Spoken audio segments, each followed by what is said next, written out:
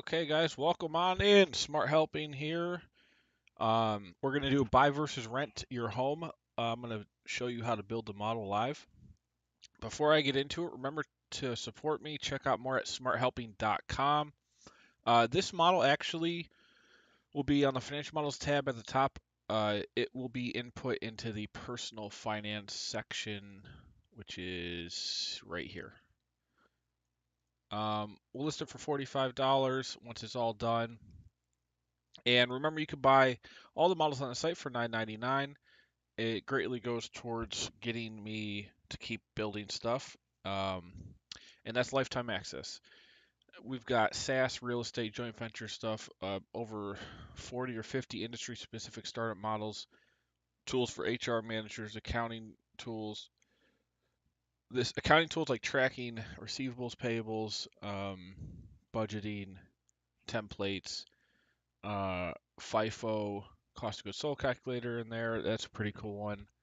Um, Inventory management, a lot of cool stuff. Okay, so check that out. Let's do a test and also. Okay, this sounds good. And also send it on to Twitter. Okay, so buy versus rent has been a topic of analysis for personal finance forever. And we're going to build a simple calculator so you can plug in some inputs and assumptions and just see the financial impact of either. Now, I would say there's never a strict 100% answer. Like renting is not good for everybody, buying a house might not be good for everybody. Um, it really goes towards what you're willing to sacrifice, what your goals are, what kind of house you want to live in. Um, there's a lot of factors, but this is just going to look at specifically the financial factors and allow you to plug in different things. For example, you'll be able to plug in, well, if I buy this house versus if I rent either the equivalent house or you could rent something smaller to figure out like how much savings you're going to have if you rent versus buy. We'll do a present value of the difference of income, or not income, but difference in cash flow of each. The one of the biggest proponents of people renting is that they can rent for cheaper than buying a house and then put the extra money into rental property or into investments that gain at some percentage. So we're going to have assumptions in here about, what your investments might gain over time. We'll also put in assumptions for rent growth over time because rent's going to go up. Your mortgage payment will not. Okay, so now, obviously, if you have a variable rate mortgage, potentially it could go up if interest rates change and you have a variable rate. But and actually, I will put the. Let me think what amortization schedule I'm going to use. Uh, so we could make it so you can account for a variable rate, assuming it changes over time. But let's just get into it. So first things first, we need a simple 30-year amortization for buying a house. Now, you could have terms on. Well, usually on a mortgage, you're just going to have a 15, 20, or 30 year, and that's just the amortization schedule. If you plan to pay it off early, that's fine, and we can actually input that as a term, like a loan this is where you see like a 30-20, meaning 30-year amortization, but pay off at the end of year 20, whatever the balance is, or 30-15, whatever you want, or it could be 20-10 or whatever. So I've got the amortization schedules already built in the seller financing template I built a couple months ago. Or I don't know when I built that. I think it might have been 6 months ago. But let's pull that up. I know it was up. I updated it recently. I think I put it in the loan bundle. No, nope. I think it's just in the models.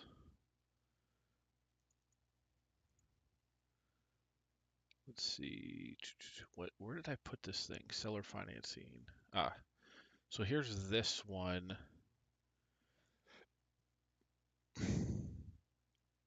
There's an updated version though that I did. Did I not put it into here? I know it's in, and we don't need all, this is for seller financing, but we're just going to use the amortization part. So let me just copy this over.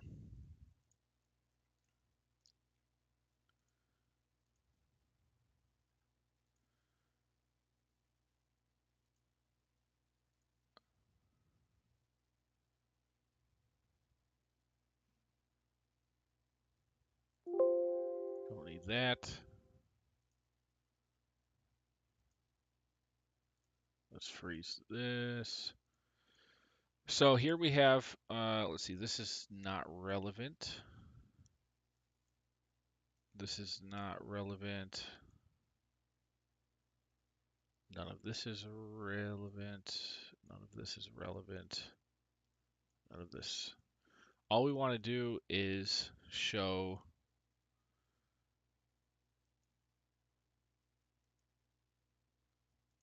this is going to be home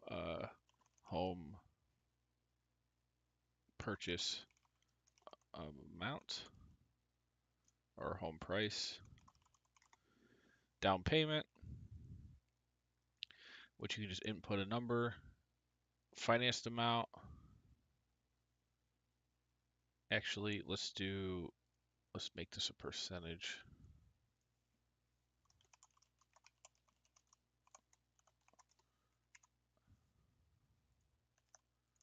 Let's just put in 20%.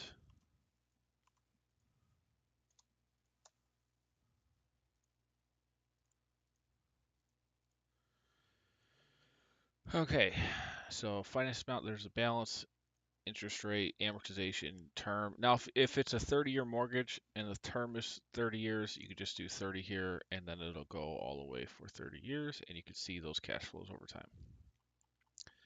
Now, the interest rate is stuck there. Let's see. So we could put starting interest rate and go interest rate equals this. And then you can actually input if you wanted a variable rate over time, or it can just be equal to this. And then you can adjust it if you think interest rates change over time or some simulation where, interest rates are going down or up if you have a variable rate. If it's just the same rate, if it's a fixed rate, you just put number in here, don't touch any of this, and this is fine. Now to the calculation, I'll simply change this calc here. It's going to reference this variable rate. It doesn't change the amortization. The interest rates, just looking at whatever the starting balance was, divided by the payments per year.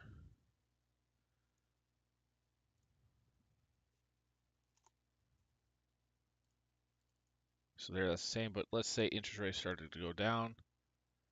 You can see now it's 5%. Let's say then it goes down even more to 3%.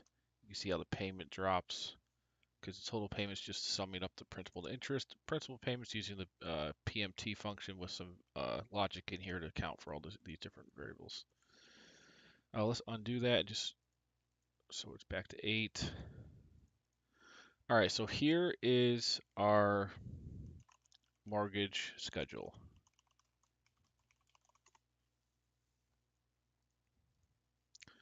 That's fine. Great. There's the cash flows. Now we need to do, so buy. Now most people don't have 100% of the purchase price. I guess if you did and you went 100% here, that's fine. It'll just, whenever we do the cash flow calculation, it'll just show all this money coming out up front.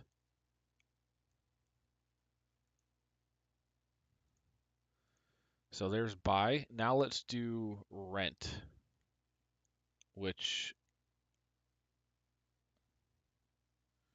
and remember this, we could do payments per year is 12. I mean, 99, I think everyone has 12 payments per year, so that's not really something we need to worry about, but let's just make a copy of this, and now let's say rent.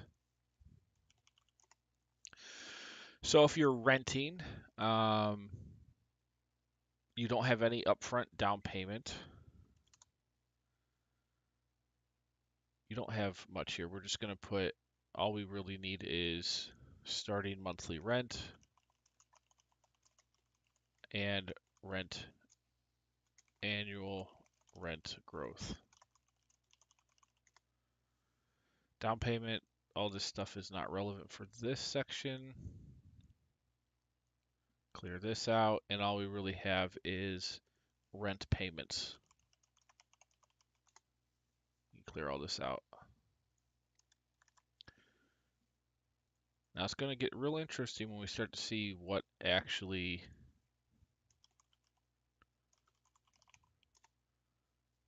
these cash flows look like when you start messing around with the visuals, and we'll do some visualization so it's easy to see.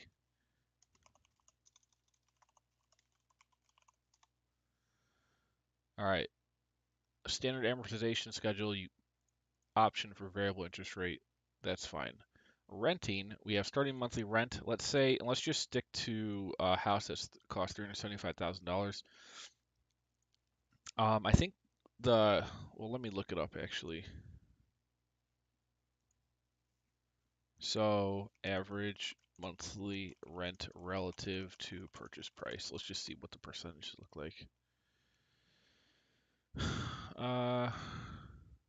1% rule, no less than 1% of the purchase price.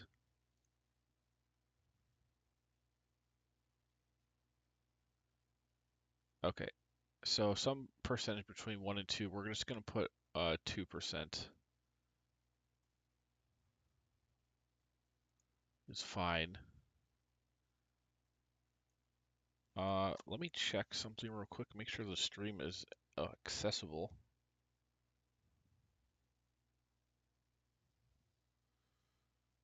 One second.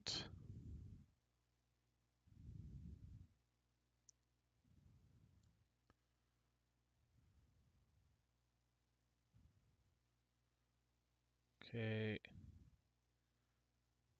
Just going on the phone real quick. Oh, yep, it is. Okay, good. All right.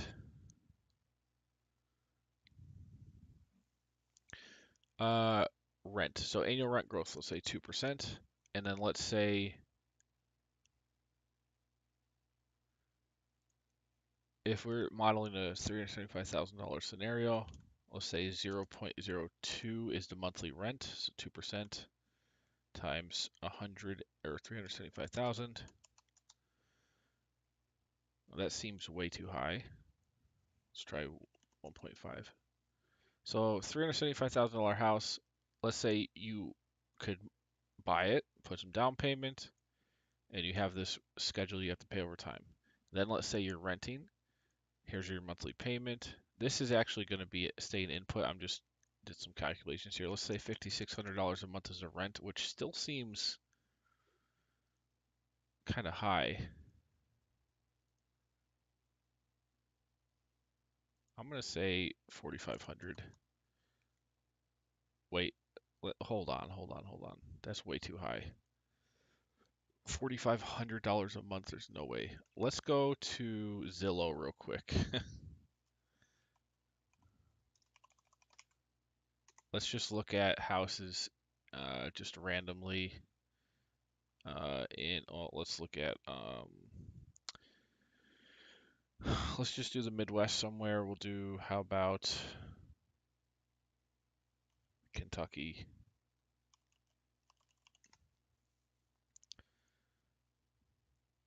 Okay, so 300, let's try to find something for 375.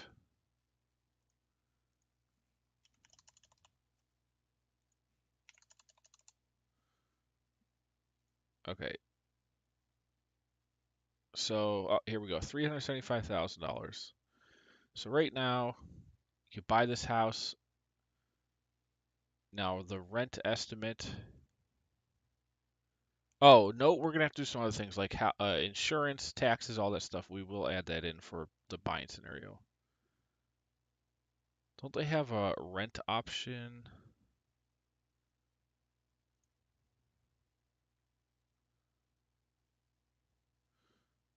Mortgage insurance, property taxes. Let's add that into the buy scenario real quick. Here, so property taxes will also be an input. What else? Property taxes, insurance. Now, insurance will go up over time. So we could put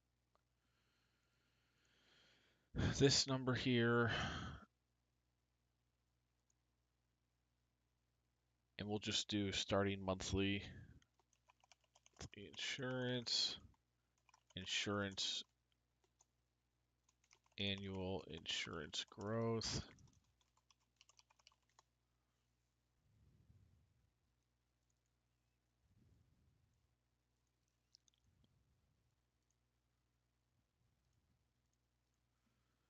Okay.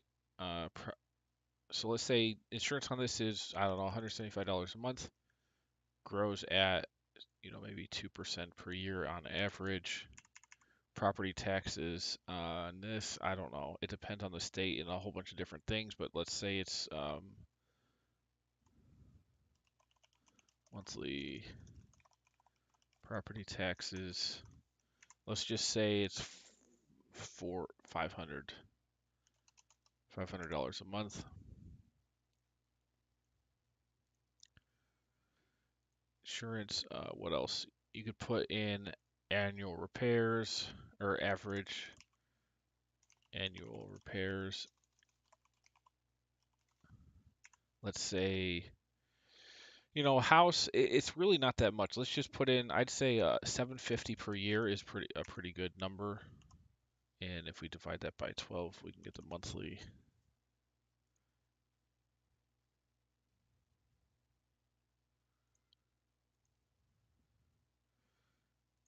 Insurance, taxes, repairs, possibly an HOA fee.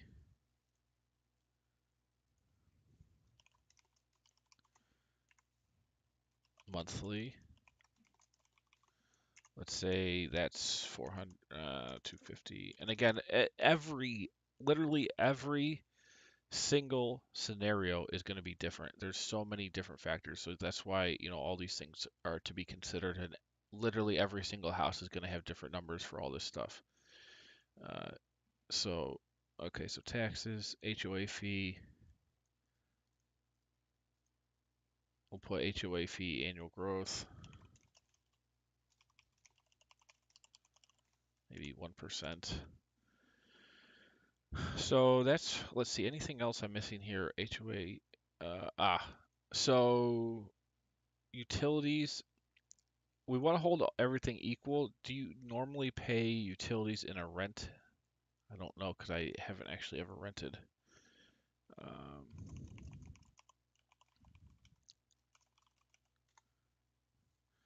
yeah, it says landlord is responsible for setting up and paying for utility service. Utility could be included in your rent payment if the landlord has an agreement. So it depends, like everything else. Um, we can put an option in here. Utilities. And maybe, I don't know, $300. Depend on the house size. There's too many factors to besides just it's a slot. You can input a number in here. Um, let's remove this and just put this as expected monthly repair. So we're just breaking everything down into a monthly. So right now your total payment is $2,200 a month on a $375,000 house plus potentially a variable interest rate and then all these other items here that we're going to have to put in.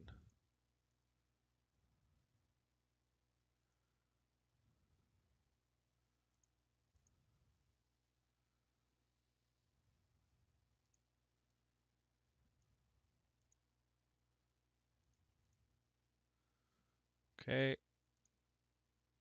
And it'll be real interesting when we compare this to renting. So we need a growth factor for all the growth rates, which we'll have to put in. Let's see. Start date. This is a starting amount.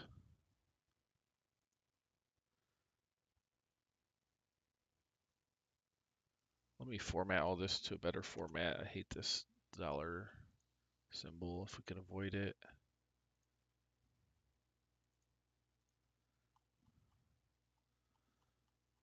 All right, that's better. And there's no need to really see decimals here.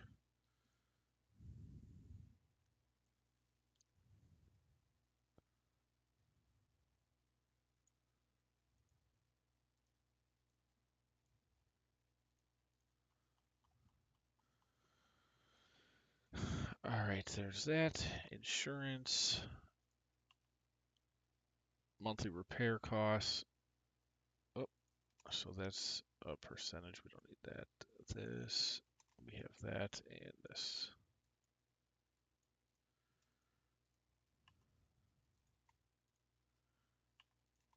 All right.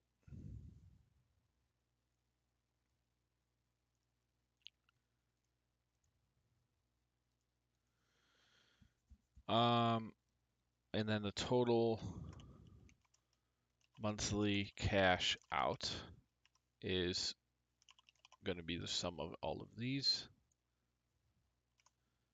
and the payment.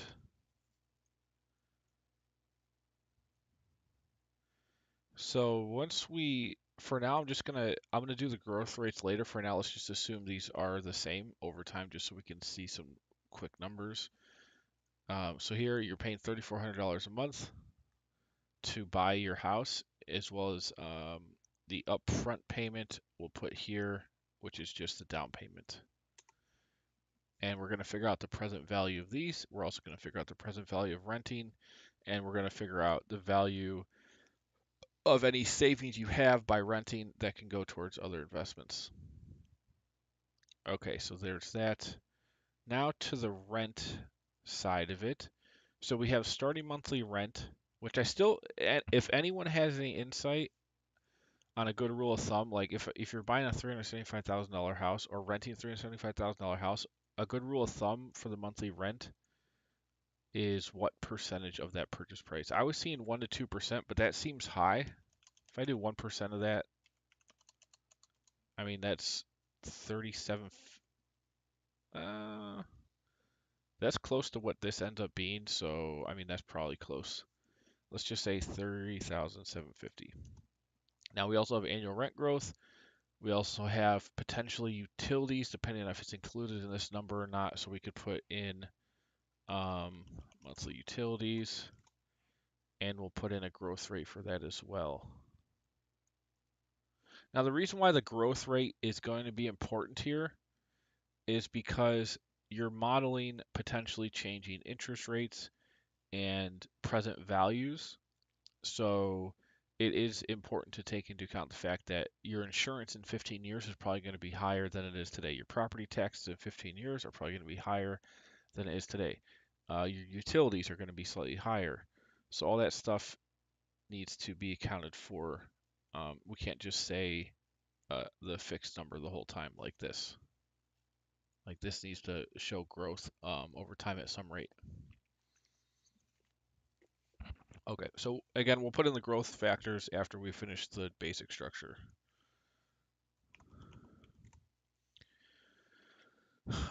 So monthly utilities, let's say 350, and if you're renting, I guess there's not much else. You're paying the rent and then maybe utilities. Repairs, you might have repairs, but the stuff we're talking about for repairs would be things that are considered that the landlord would have to cover. Everything else, both sides, no matter if you're renting or buying, they'd have to do it. So that we're not going to try and model that. There's no point. Annual utility expense growth. So I guess that's pretty much it. So rent, we have this. Again, we'll put in the growth factors. We have utility cost. Possibly, if it's included in whatever the rent is, you could zero that out. And let's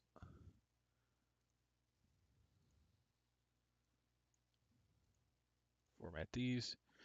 Now, in theory, the idea is total monthly cost. Is that what I called it over here?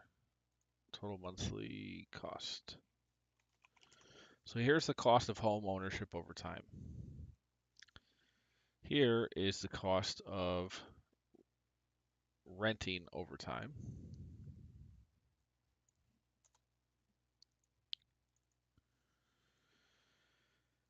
Okay, any other, we'll have to update these calculations. We'll update these as well in a minute. Any other things that we're missing here? This can be bolded.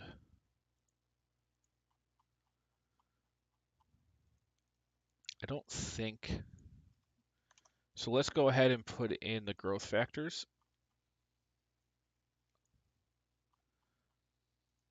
And then, oh, this is the down payment. And essentially, we're going to run a discounted cash flow analysis on everything and figure out what has the highest present value.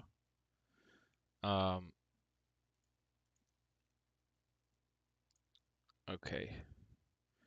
So growth factors, let's put these over here. So how many do we have? We got to grow the property taxes, insurance, and these all might have different growth rate assumptions.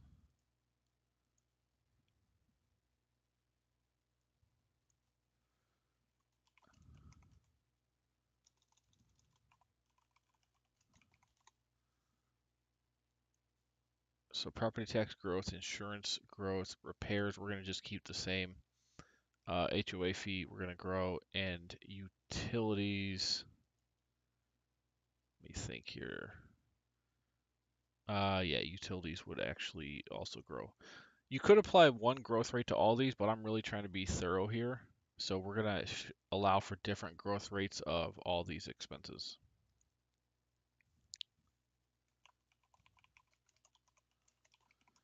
And to figure out what period it is, we simply, so we can just say here, come on, mouse, stay over here.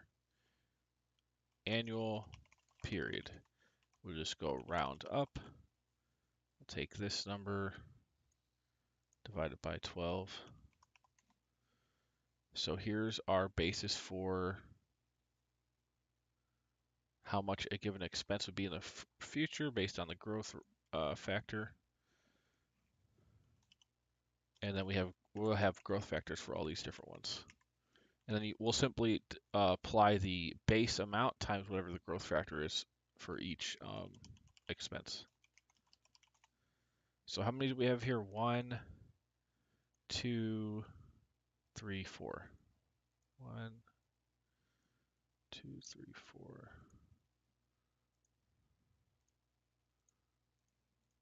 All right, and then we have property taxes, insurance, HOA, utilities. Make this smaller.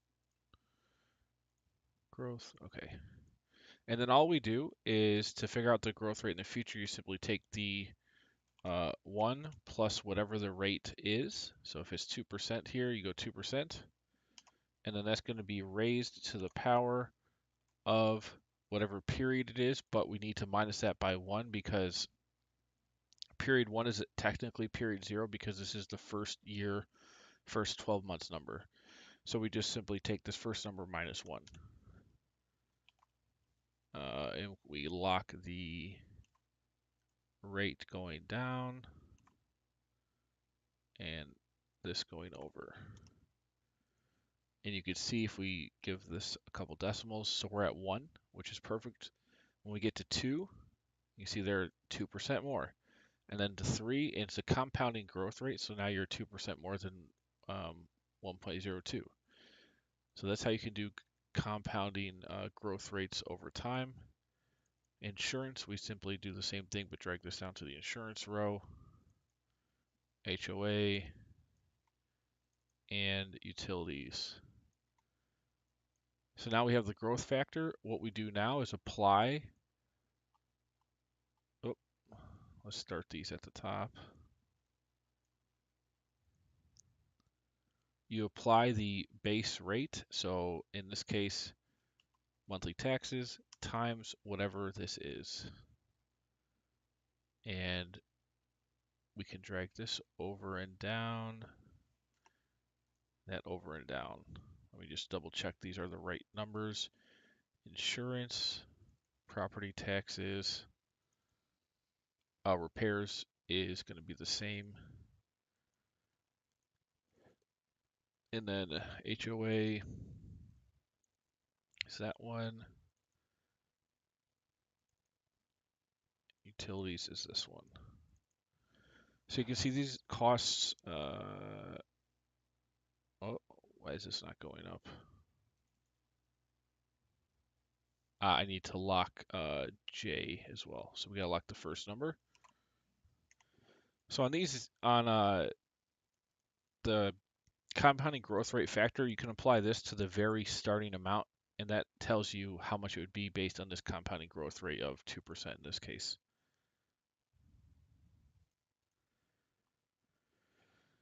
Uh, why is this going up every month? It should not be. Oh, I thought I locked this. J14 lock. That should not be going. Okay, there we go. So 510, 520, 31. Okay, so that's good.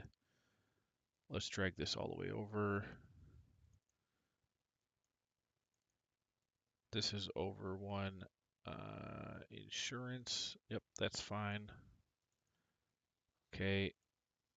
Repairs is not increasing. HOA. Okay, looking good. And then utilities. Okay, there we go. So total monthly cost, and then we'll add up the down payment as well.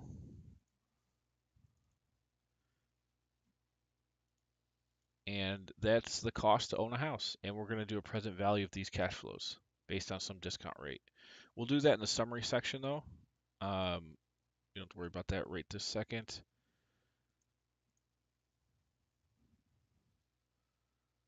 Let's see. I'll just make sure I caught everything.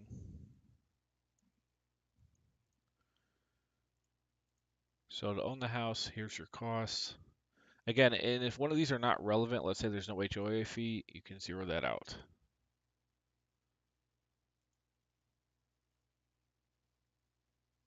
I'm just checking to make sure these percentages are taking the right cells into account.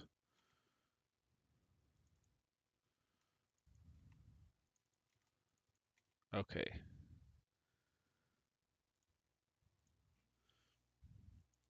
So this is a pretty good estimator to say if you're buying a house, here's your cash flows. Now, if you're renting, and we're trying to put this similar like a scenario together that's comparing the same thing. So if you're renting this $375,000 house instead, we're saying starting monthly rent $3,750, which is 1%. We have rent growth here. We have utilities and utilities growth. So this is a similar logic of this. A little bit different though. So we have our growth period. Same calculation is going to be B14 divided by 12. And then we're rounding that up. Okay, so growth period for compounding. And remember, we don't take period 1 is actually period 0. So we have rent growth factor and utility factor. Now, in theory, this could be a situation where you rent a cheaper place and the rent's cheaper, like, but if you're gonna buy the same, if you're gonna rent the same type of house that you want to buy, then the whole point of this analysis is to say if you're looking at a single house, You've decided, okay, I want this house. So now the decision is do I rent or buy? And that's where this comes in. So we're trying to do apples to apples comparison here. And in this case, are these utilities the same? Yeah. Oh no, 300. All right. So the growth factor, we go 1 plus the rate of growth raised to the growth period minus 1. And we lock C4 in. So there's my growth factor for rent. And then a similar calculation for utilities. Just reference the other cell. We're just saying they're both going at 2%.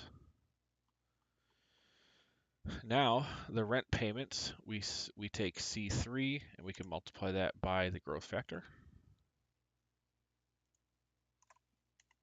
And so you can see rent is going up over time.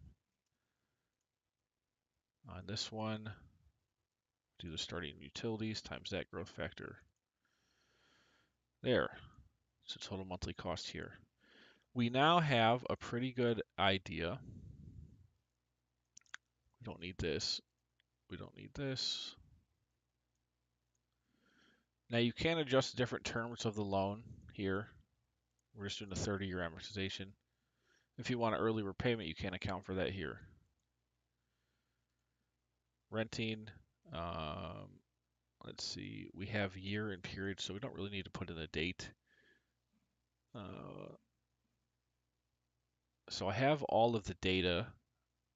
Now we want to show a summary.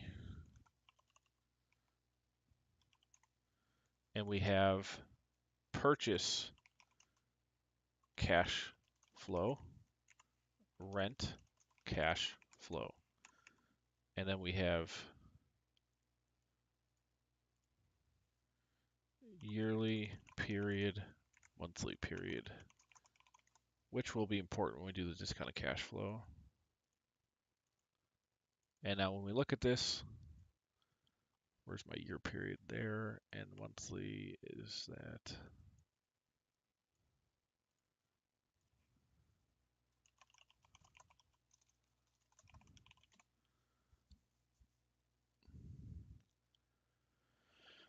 All right. Or put this personal finance sheet together here. So we now say purchase cash flow is going to be this. Rent cash flow is this.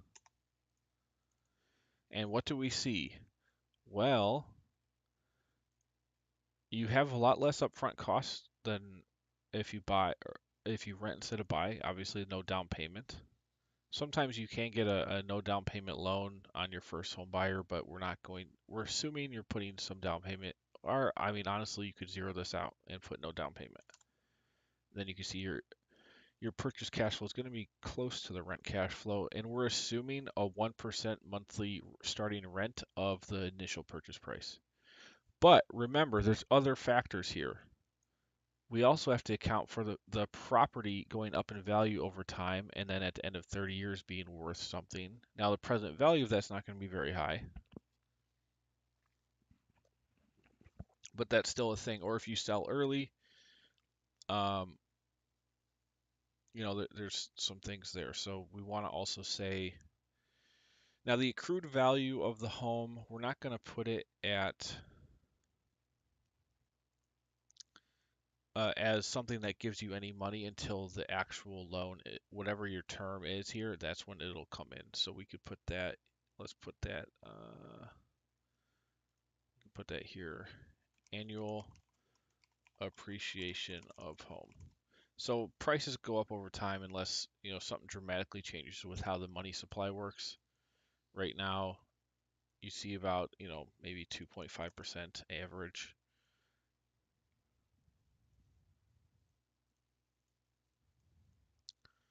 So what we can put there is, let's put this down payment back at 20%.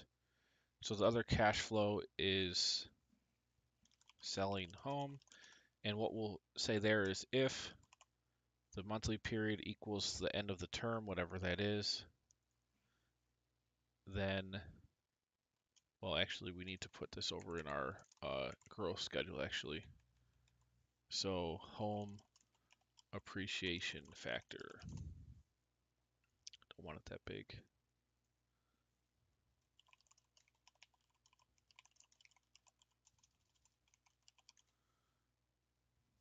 What in the world? Oh, I double locked. Hold on. Okay, there we go. Oh, come on, Excel. What are you doing?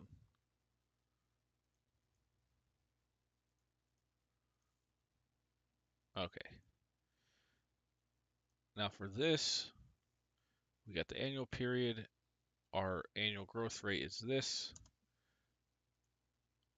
for the home appreciation. So we just simply say, um, we can put value of home this times the initial purchase price. Whoops, not equals.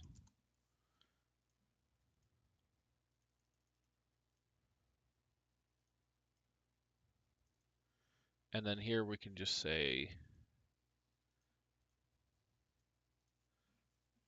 sell home. And it will be if this period equals your end of the term, then give me the value, whatever it is here. Otherwise, 0. And the real point of this is to look like long-term. Usually buying a house is a long-term plan, 15, 20, 30 years. So we're not trying to figure out if you buy and flip homes every couple years. That's not what this analysis is about.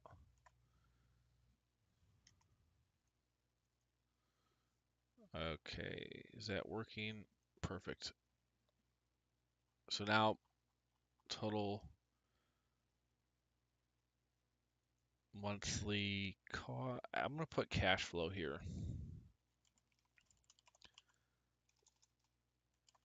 Let's do cash flow, and we'll just simply do a negative value. So negative sum of all your monthly costs, as well as the mortgage payment, and then minus the down payment.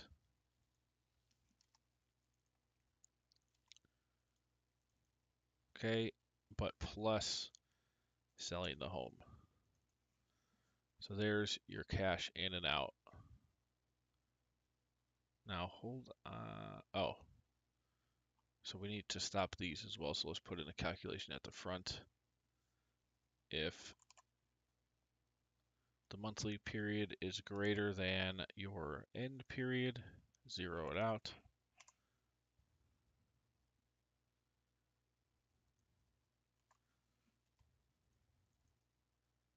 Let's make sure this is working. Perfect. All right, we'll put that to the front of each of these. Now the rent scenario and the any investments, we will tag the same logic. So essentially, this analysis ends as soon as this loan is repaid, whatever your term is. That's when it ends. Okay. Because that's stopping. Perfect. So now our summary, do we have proper cash flow? Let's see. So let's drag these all the way down for up to 360 periods.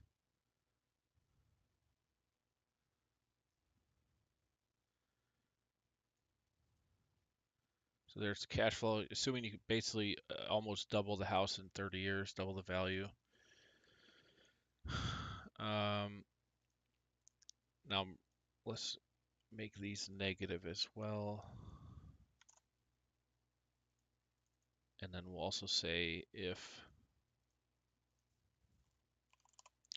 this period is greater than your end term period, then 0.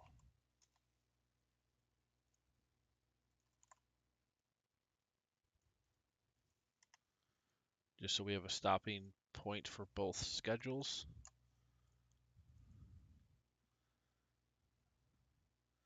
Now, keep in mind there's non-financial benefits to renting.